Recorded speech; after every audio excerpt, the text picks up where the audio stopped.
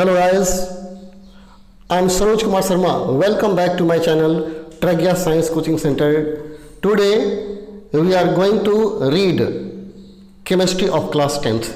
In this video we will read most important objective question of exercise 1. इस video में हम लोग 10वीं क्लास की केमिस्ट्री के प्रथम चैप्टर का जो मोस्ट इम्पॉर्टेंट ऑब्जेक्टिव है उसको हम लोग पढ़ेंगे। इस वीडियो में मैं आपको 30 प्रश्न बताऊंगा जो बोर्ड एग्जामिनेशन के लिए तो अति महत्वपूर्ण है ही, प्लस ये सारे प्रश्न कॉम्पिटिटिव एग्जाम के लिए भी अति महत्वपूर्ण होंगे। तो चलिए हम लोग शुरू कर देते हैं, ज़्यादा समय बर्बाद नहीं करते हैं। Okay, let's start. Bihar board 10वीं क्लास बोर्ड एग्जामिनेशन के लिए तो अत्यंत महत्वपूर्ण है, साथ ही साथ ये सारे प्रश्न कॉम्पिटिटिव एग्जाम के लिए भी महत्वपूर्ण है। तो चलिए हम देखते हैं।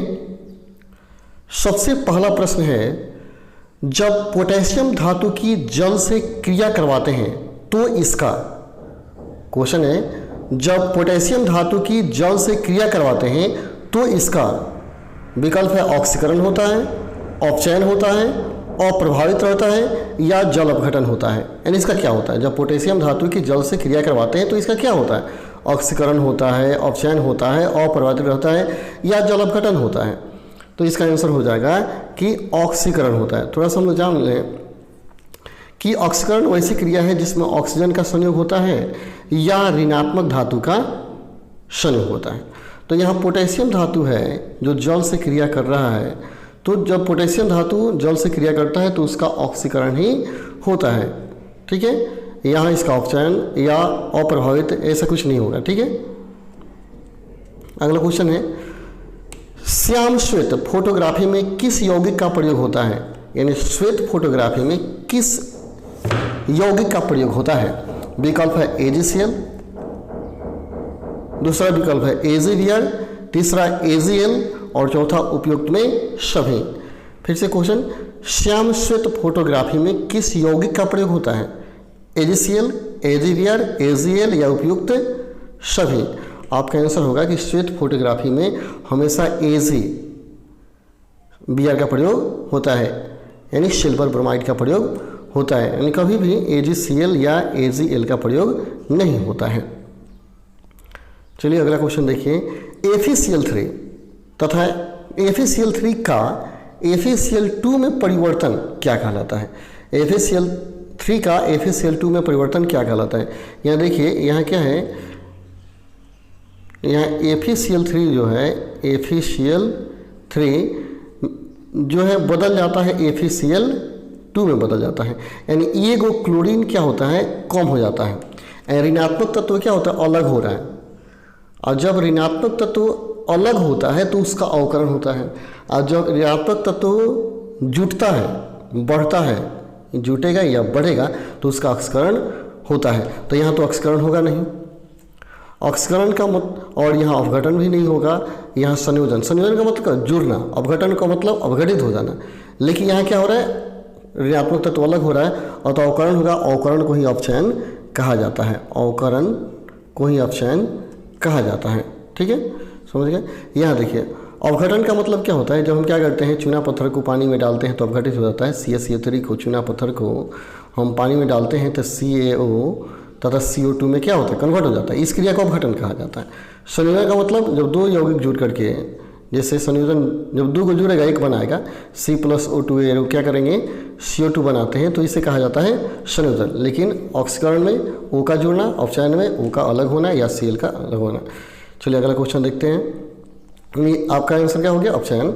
अगला क्वेश्चन है, मैग्नीशियम का वायु में जलना है, मैग्नीशियम का वायु में जलना है। विकल्प है अपचयन, वाष्पन, ऑक्सीकरण या ऊर्ध्वपातन। मैग्नीशियम का वायु में जलना है, विकल्प है अपचयन, वाष्पन, ऑक्सीकरण या ऊर्ध्वपातन। तो यहाँ देखिए, यहाँ दिया है मैग्नीशियम का वायु में जलना, तो वायु यानी क्या है, ऑक्सीजन। जब कोई पदार्थ ऑक्सीजन संयोग करता है तो ऑक्सीजन संयोग की क्रिया को हम क्या बोलते हैं, ऑक्सीकरण बोलते हैं। तो वायु में जलेगा, इसका मतलब उसका ऑक्सीकरण हो रहा है। आंसर क्या हो जाएगा आपका, C। यानी किसी भी पदार्थ का वायु में जलना या वायु में से संयोग की क्रिया ऑक्सीकरण कहलाता है। अगला क्वेश्चन, AgNO3 के विलयन में NaCl का विलयन मिलाने पर किस पदार्थ का श्वेत अवक्षेप बनता है? AgNO3 के विलयन में NaCl का विलयन मिलाने पर किस पदार्थ का श्वेत अवक्षेप बनता है? विकल्प है NaNO3, AgCl3, HCl या AgBr। कौन सा होगा?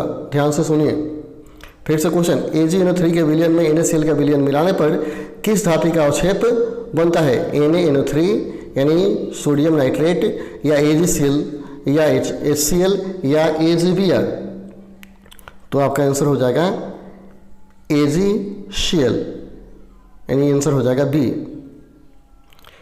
क्योंकि यहाँ थोड़ा सा रिएक्शन भी करके हम लोग देख लेंगे। देखिए क्या दिया है, AgNO3 में क्या मिलाते हैं? NaCl मिलाते हैं। तो यह क्या होता है, Cl जो विस्थापित हो जाता है NO3 को हटा देता है, NO3 को हटा देता है, यानी उभय विस्थापन अभिक्रिया।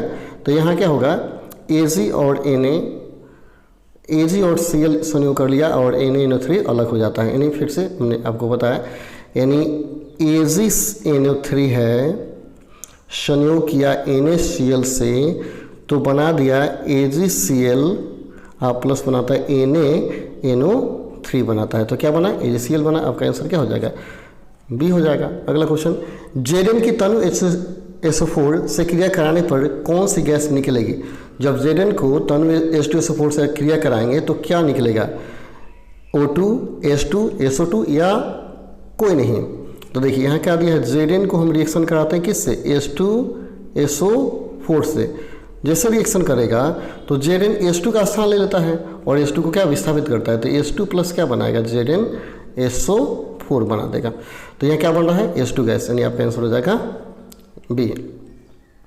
अगला क्वेश्चन है, ऊष्माक्षेपी अभिक्रिया है। ऊष्माक्षेपी अभिक्रिया है यानी यहाँ बताना है कौन सी अभिक्रिया ऊष्माक्षेपी है। तो याद कर लें, ऊष्माक्षेपी का परिभाषा है कि वैसी रासायनिक अभिक्रिया जिसमें उत्पाद के साथ साथ ऊष्मा भी निकलता है, ऊष्माक्षेपी अभिक्रिया कहलाता है। तो विकल्प है CaO का जल में घुलना, दूसरा विकल्प NH4Cl का जल में विलयन बनाना, तीसरा विकल्प है NaOH का जलीय विलयन बनाना या उपयुक्त में से सभी। तो यहाँ ऊष्माक्षेपी याद रहे, जब NaCaO जल में घुलता है तो ऊष्मा नहीं निकलता है। NH4Cl जल में जब घुलता है, NH4Cl जल में विलय होता है तो पर्याप्त मात्रा में ऊष्मा निकलता है। इसी क्रिया को ऊष्माक्षेपी अभिक्रिया कहा जाता है। नहीं, विकल्प नंबर हो जाएगा बी। अगला question, H2 plus Cl2 arrow 2HCl में, यानी H2 plus Cl2 arrow 2HCl में क्या होता है? H2 का अपचयन हो रहा है, H2 का ऑक्सीकरण हो रहा है, Cl2 का ऑक्सीकरण हो रहा है या उपयुक्त में से सभी। तो देखिए यहाँ H2 का Cl2 के साथ मिल रहा है, H2 क्या हो रहा है? Cl2 के साथ मिल रहा है, अतः H2 का क्या हो रहा है? ऑक्सीकरण हो रहा है, H2 का ऑक्सीकरण हो रहा है, यानी विकल्प क्या हुआ? H2 का ऑक्सीकरण। यहाँ H2 का या तो ऑक्सीकरण होगा या Cl2 का अवकरण होगा। तो याद कर लेंगे, जब किसी धातु से Cl2 मिलेगा तो उस धातु का ऑक्सीकरण और Cl2 का अवकरण होता है। तो यहाँ केवल दिया है H2 का ऑक्सीकरण, तो आंसर क्या हो जाएगा? बी। अगला क्वेश्चन, जब बिना बुझे चूने को जल में मिलाने पर बनता है, जब बिना बुझे चूने को जल में मिलाया जाता है तो क्या बनता है? चूना पत्थर को जल में मिलाएंगे तो क्या बनेगा? विकल्प है बुझा हुआ चूना, बिना बुझा हुआ चूना, जल या उपयुक्त में से सभी, कोई नहीं। तो यहाँ देख लीजिए, जो चूना को हम जल में मिलाएंगे तो क्या होता है? चूना भखड़ जाता है। चूना क्या हो गया? CaCO3 हो गया है, इसमें जैसे H2 मिलाएंगे तो जल क्या होता है? भखड़ जाता है और CaOH2 प्राप्त होता है, जो क्या हो? भखरा चूना कहलाता है, यानी बुझा हुआ चूना, भखरा चूना प्राप्त होगा। आपका आंसर कौन हो जाएगा? बुझा हुआ चूना, यानी ए, विकल्प नंबर ए हो जाएगा। अगला क्वेश्चन है, किसी रासायनिक समीकरण का संतुलन किस आधार पर किया जाता है? रासायनिक समीकरण का संतुलन किस आधार पर किया जाता है? विकल्प है ऊर्जा संरक्षण के नियम द्वारा, द्रव्यमान संरक्षण के नियम द्वारा, उपयुक्त में से दोनों या कोई नहीं। तो हम क्या करते हैं, जब भी रासायनिक समीकरण को संतुलित करते हैं, सिंपल इसी को देखें तो हमेशा देखा जाता है कि अभिकारक में जितने पदार्थ हैं, पदार्थों की जितनी मात्रा है उतना ही प्रतिफल में होनी चाहिए। तो हम मात्रा को देखते हैं, उसके द्रव्यमान को देखते हैं और इसमें द्रव्यमान संरक्षित होना चाहिए। और इस साइड 2C है तो इधर भी 2C होना चाहिए, अनिवार्य है। यानी द्रव्यमान को संरक्षित होना चाहिए। आपका आंसर होगा बी। अगला है, चिप्स बनाने वाले चिप्स की थैली में कौन सी गैस युक्त कर देते हैं ताकि उनसे अपचयन न हो सके। यानी चिप्स के पैकेट में कौन सा गैस भर दिया जाता है ताकि उनका उपचयन न हो, उनका ऑक्सीकरण न हो, यानी वह खराब न हो। तो याद रहे, यहाँ विकल्प दिया हाइड्रोजन, ऑक्सीजन, क्लोरीन या नाइट्रोजन। तो अगर चिप्स के पैकेट में ऑक्सीजन या हाइड्रोजन भर दें तो यही वो ऑक्सीकृत हो जाएगा, क्लोरीन भर दें तो ऑक्सीकृत हो जाएगा, वो खराब हो जाएगा। लेकिन नाइट्रोजन एक निष्क्रिय गैस है, इसको जब भरते हैं तो क्या होता है, संयोग नहीं करता, ऑक्सीकरण नहीं होता है, और जब ऑक्सीकरण नहीं होता है तो खराब नहीं होता है। तो आपका आंसर कौन हो जाएगा, चिप्स के पैकेट में नाइट्रोजन गैस को भरा जाता है। अगला क्वेश्चन है, उत्प्रेरक किसी भी रासायनिक अभिक्रिया को तीव्र या मंद कर सकता है, परंतु उत्प्रेरक किसी भी रासायनिक अभिक्रिया को तीव्र या मंद कर सकता है, परंतु विकल्प है स्वयं अपरिवर्तित रहता है, स्वयं परिवर्तित रहता है, उपयुक्त में से दोनों या इनमें से कोई नहीं। यानी बताना है उत्प्रेरक क्या करता है, रासायनिक अभिक्रिया को तीव्र कर देता है या मंद कर देता है। तो क्या वह परिवर्तित होगा या नहीं होगा। तो हम याद कर लें कि उत्प्रेरक तो अभिक्रिया को बदलता ही बदलता है, तीव्र कर ही देता है, लेकिन उत्प्रेरक में खुद परिवर्तन नहीं होता है, यानी अपरिवर्तित स्वयं क्या होता है, अपरिवर्तित रहता है। जैसे हम इसको देख लें, H2 + Cl2 को संयोग करते हैं तो हम तो पढ़े हैं कि 2HCl का निर्माण होता है, हाइड्रोक्लोरिक अम्ल, लेकिन यह क्या होता है, सूर्य प्रकाश की उपस्थिति में क्रिया होता है। तो सूर्य प्रकाश क्या है, उत्प्रेरक है। तो यहाँ 2HCl बन गया तो प्रकाश में कोई परिवर्तन हुआ, कोई परिवर्तन नहीं हुआ। अतः उत्प्रेरक क्या है, स्वयं अपरिवर्तित रहता है, यानी यह सूर्य प्रकाश उत्प्रेरक है जो परिवर्तन नहीं होता है। आपका आंसर हो जाएगा बी। अगला क्वेश्चन, पोटेशियम क्लोराइड को गर्म करने पर कौन सी गैस निकलती है। पोटेशियम क्लोराइड यानी KClO3 को गर्म करेंगे तो कौन सा गैस निकलेगा। विकल्प है हाइड्रोजन, ऑक्सीजन, क्लोरीन या नाइट्रोजन। फिर से सुनिए, हाइड्रोजन, ऑक्सीजन, क्लोरीन या नाइट्रोजन। तो इसको थोड़ा सा देख ले, रिएक्शन जब होता है KClO3 को पोटेशियम क्लोराइड को गर्म करेंगे तो क्या होता है, KCl तो बनता ही है, अब प्लस क्या होता है, O2 अलग हो जाता है। O2 KCl बनता है प्लस O2 अलग हो जाता है, यानी ऑक्सीजन गैस बनता है। क्या होता है, ऑक्सीजन गैस बनता है। आपका आंसर हो जाएगा बी। अगला क्वेश्चन देखिए, कैल्शियम ऑक्साइड को जल में घोलने पर ऊष्मा में क्या परिवर्तन होता है। कैल्शियम ऑक्साइड को जल में घोलने पर ऊष्मा में क्या परिवर्तन होता है। विकल्प है ऊष्मा उत्सर्जित होता है, ऊष्मा अवशोषित होता है, उपयुक्त में से दोनों या इनमें से कोई नहीं। यानी कैल्शियम ऑक्साइड को जल में जब घोलेंगे, कैल्शियम ऑक्साइड को जल में घोलेंगे तो क्या होगा। तो हम याद कर लें कि जैसे कैल्शियम ऑक्साइड काली चूना को हम जल में जैसे ही डालते हैं तो ऊष्मा निकलता है। ऊष्मा क्या होता है, निकलता है। तो आंसर क्या होगा, ऊष्मा उत्सर्जित होता है। विकल्प नंबर ए होगा। अगला क्वेश्चन, किसी क्रियाशील धातु की तनु सल्फ्यूरिक अम्ल से क्रिया कराने पर कौन सी गैस निकलती है। क्रियाशील धातु की तनु सल्फ्यूरिक अम्ल से क्रिया कराने पर कौन सी गैस निकलती है। विकल्प है ओजोन, क्लोरीन, हाइड्रोजन या नाइट्रोजन। जैसे एक एग्जाम्पल ले लीजिए, अगर हम क्या करते हैं, Zn को H2SO4 के साथ क्रिया कराते हैं तो क्या होगा, ZnSO4 बनता है, प्लस क्या होता है, H2 अलग हो जाता है। यानी हमेशा याद कर लें कि सल्फ्यूरिक अम्ल धातुओं से जब क्रिया करता है तो हाइड्रोजन गैस मुक्त होता है, यानी विकल्प नंबर 3 हो जाएगा आपका आंसर। अगला क्वेश्चन देखिए, कोयले का दहन किस प्रकार की अभिक्रिया है। कोयले का दहन किस प्रकार की अभिक्रिया है। विकल्प है संयोजन तथा ऑक्सीकरण, अपचयन अभिक्रिया, रेडॉक्स अभिक्रिया या उपयुक्त में से सभी। फिर से विकल्प सुन लीजिए, संयोजन तथा ऑक्सीकरण अभिक्रिया, अपचयन अभिक्रिया, रेडॉक्स अभिक्रिया या उपयुक्त में सभी। तो यहाँ देखिए क्या होता है, कोयला का दहन करते हैं, यानी कोयला को हम O2 ऑक्सीजन में जलाते हैं। जब कोयला को ऑक्सीजन में जलाएंगे तो निश्चित क्या होगा, ऑक्सीकरण होगा। ये तो क्लियर है, ऑक्सीकरण होगा। और कोयला किससे संयोग करता है, ऑक्सीजन संयोग करता है, अतः संयोजन हो गया। यानी ये क्रिया क्या होगी, संयोजन तथा ऑक्सीकरण दोनों क्रियाएं हो गई। विकल्प नंबर ए आपका आंसर हो जाएगा। अगला क्वेश्चन, मैग्नीशियम रिबन को वायु में जलाने पर बनता है। मैग्नीशियम रिबन को वायु में जलाने पर बनता है। विकल्प है कैल्शियम ऑक्साइड, श्वेत magnesium oxide, magnesium, potassium oxide. कौन सा होगा, मैग्नीशियम रिबन को वायु में जलाने पर। तो यहाँ मैग्नीशियम रिबन को फिर देखिए हवा में जलाया जा रहा है। हवा में क्या कर रहे हैं, जला रहे हैं। जब हवा में जलाएंगे तो यहाँ क्या होगा, संयोग कर लेगा हवा से तो श्वेत मैग्नीशियम ऑक्साइड बनता है। ऑक्सीजन संयोग करेगा तो क्या बनाएगा, ऑक्साइड बनाएगा। ये आपका आंसर हो जाएगा विकल्प नंबर 2 श्वेत मैग्नीशियम ऑक्साइड। अगला क्वेश्चन देखिए, हल्के रंग के फेरस सल्फेट के क्रिस्टलों को गर्म करने पर होगा, हल्के रंग के फेरस सल्फेट के क्रिस्टल को गर्म करने पर क्या होगा, ये आपको बताना है। विकल्प दिया है क्रिस्टल श्वेत हो जाता है, क्रिस्टल अश्वेत हो जाता है, क्रिस्टल पीला हो जाता है, क्रिस्टल नीला हो जाता है, क्या होगा। यानी हल्के रंग के फेरस सल्फेट के क्रिस्टल को गर्म करने पर क्या होता है। तो याद कर रहे हैं फेरस सल्फेट AgSO4 जो है, जैसे हम इसको गर्म करेंगे, इसका रंग तो हल्का होता है, लेकिन जैसे ही इसको हीट करते हैं तो क्रिस्टल जो है धीरे धीरे धीरे धीरे क्या होता है, श्वेत हो जाता है, वाइट हो जाता है। यानी आपका आंसर होगा ए। अगला क्वेश्चन है, कॉपर से अधिक क्रियाशील धातु है, यानी कॉपर से ज़्यादा क्रियाशील धातु कौन है, आयरन है, जिंक है, मैग्नीशियम है, या सभी। तो कॉपर Cu देख लिए, कॉपर है।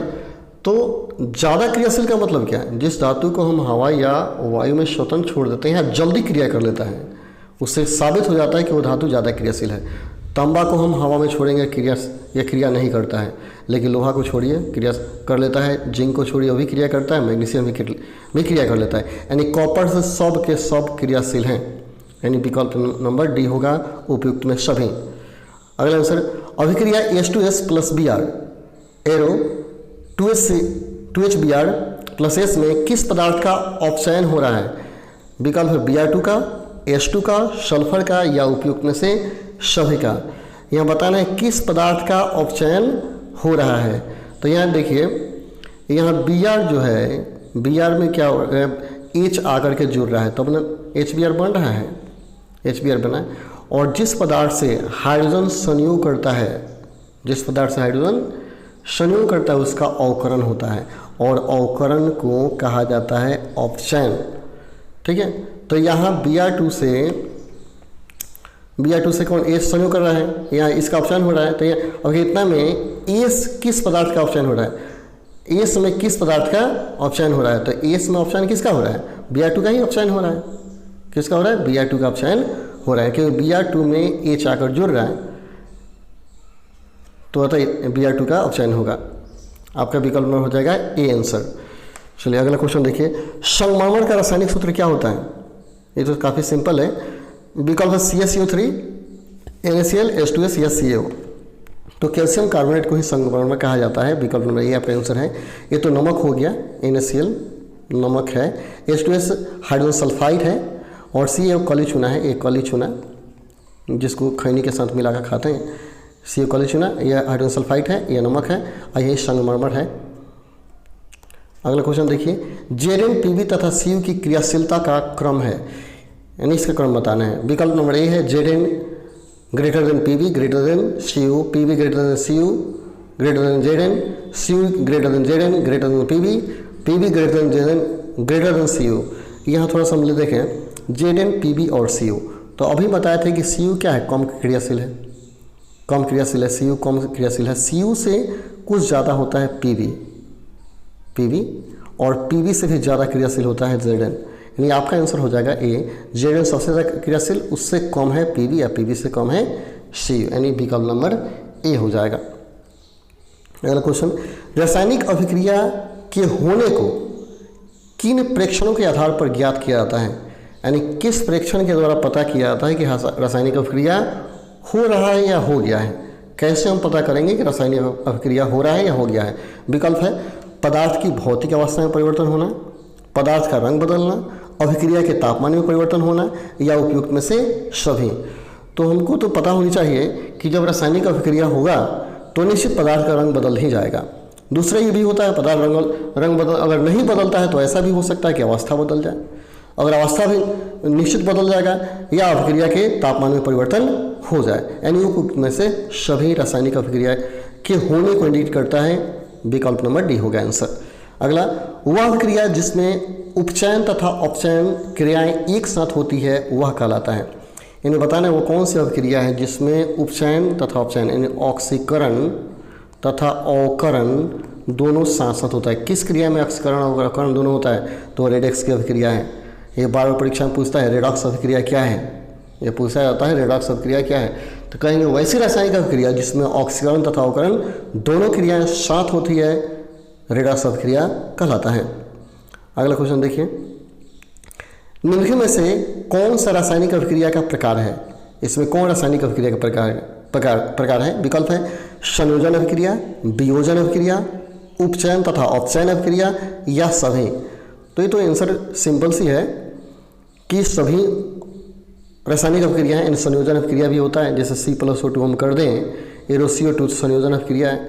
वियोजन अभिक्रिया CaCO3 को अगर गर्म करेंगे तो CaO + CO2 बनेगा, वियोजन अभिक्रिया उपचयन और उपचयन अक्सकरण क्रिया है। तो सबका सब क्या है? रासायनिक अभिक्रिया का प्रकार है। उपयुक्त सभी आंसर होगा। अगला देखिए, वह अभिक्रिया जिसमें उत्पाद के साथ ऊष्मा का भी उत्सर्जन होता है उसे क्या कहते हैं? विकल्प है विस्थापन अभिक्रिया, ऊष्माक्षेपी अभिक्रिया, संयोजन अभिक्रिया, अपघटन अभिक्रिया। तो देखिए यहाँ उत्पाद के साथ ऊष्मा निकल रहा है, तो याद कर लेना है जब भी उत्पाद के साथ ऊष्मा निकलेगा तो ऊष्माक्षेपी होगा। अगर उत्पाद के साथ ऊष्मा नहीं निकलेगा तो ऊष्माशोषी होगा, यानी यह विस्थापन या संयोजन ऐसी अभिक्रियाएं नहीं है। अगला, वह अभिक्रिया जिसमें एक अभिलेय पदार्थ बनता है उसे क्या कहते हैं? अभिलेय यानी अवक्षेप निकलता है उसे क्या कहेंगे? विकल्प है अवक्षेपण अभिक्रिया, ऊष्माक्षेपी अभिक्रिया, संयोजन अभिक्रिया या अपघटन अभिक्रिया। यानी वह अभिक्रिया जिसमें एक अभिलेय पदार्थ बनता है उसे क्या कहते हैं? अवक्षेपण अभिक्रिया, ऊष्माक्षेपी अभिक्रिया, संयोजन अभिक्रिया या अपघटन अभिक्रिया। तो अगर अवक्षेप बन रहा है तो निश्चित क्या होगा? अवक्षेपण। अभिलेय पदार्थ बन रहा है तो अवक्षेपण अभिक्रिया होगा, विकल्प नंबर ए। अगला, वह अभिक्रिया जिसमें दो या दो से अधिक पदार्थ मिलकर एक नया पदार्थ बनाते हैं क्या कहलाता है? फिर आगे क्वेश्चन, विकल्प है अवक्षेपण अभिक्रिया, ऊष्माक्षेपी अभिक्रिया, संयोजन अभिक्रिया या अपघटन।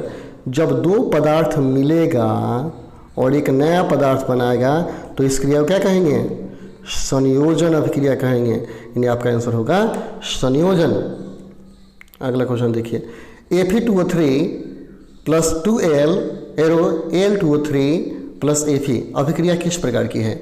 यह किस प्रकार की अभिक्रिया है? संयोजन अभिक्रिया, द्विविस्थापन अभिक्रिया, वियोजन अभिक्रिया या विस्थापन अभिक्रिया? कौन सी है ये आपको बताना है। तो देखिए यहाँ क्या होता है, यहाँ Fe2O3 2Cl में Al2O3 बनता है और Fe को यहाँ से Fe को क्या करता है? अलग कर लेता है। Fe को अलग करता है और Al खुद अपना स्थान ग्रहण करता है। अगर कोई पदार्थ दूसरे पदार्थ को विस्थापित कर खुद अपना स्थान ग्रहण करता है तो वैसी क्रिया को विस्थापन अभिक्रिया कहा जाता है। आपका आंसर क्या हो जाएगा? विस्थापन। द्विविस्थापन नहीं होगा। द्विविस्थापन का मतलब क्या? दोनों विस्थापित होता हो, इसमें से भी कुछ विस्थापित होकर कुछ बनता हो तब क्या होगा? द्विविस्थापन। लेकिन एक ही पदार्थ विस्थापित होगा, एक ही पदार्थ स्थान ग्रहण किया, अतः एकल विस्थापन या केवल विस्थापन अभिक्रिया कहलाएगा। आंसर नंबर डी होगा आपका, यानी आंसर विस्थापन अभिक्रिया। अगला क्वेश्चन देखिए, लौह चूर्ण पर तनु हाइड्रोक्लोरिक अम्ल डालने से क्या होता है? जब लौह चूर्ण पर तनु हाइड्रोक्लोरिक अम्ल डालते हैं तो क्या होता है? विकल्प दी, हाइड्रोजन गैस एवं आयरन क्लोराइड बनता है, क्लोरीन गैस एवं आयरन हाइड्रोक्साइड बनता है, कोई अभिक्रिया नहीं होता है, आयरन लवण एवं जल बनता है। तो याद रहे कि लौह चूर्ण पर जब तनु हाइड्रोक्लोरिक अम्ल डालते हैं तो हमेशा हाइड्रोजन गैस निकलता है, हाइड्रोजन गैस निकलता है, और जब हाइड्रोजन गैस निकल जाएगा तो आयरन क्लोराइड भी बनेगा, यानी आपका आंसर कौन हो जाएगा? ए। चलिए, तो आज के लिए इतना ही, फिर मिलते हैं कल अगले वीडियो के साथ। यदि आपको ये वीडियो अच्छा लगा हो तो आप इस चैनल को सब्सक्राइब कर लें और प्रतिदिन इस चैनल पर बने रहें। आपकी परीक्षा की तैयारी बहुत अच्छी हो जाएगी। Okay, thank you, goodbye for today. फिर मिलते हैं।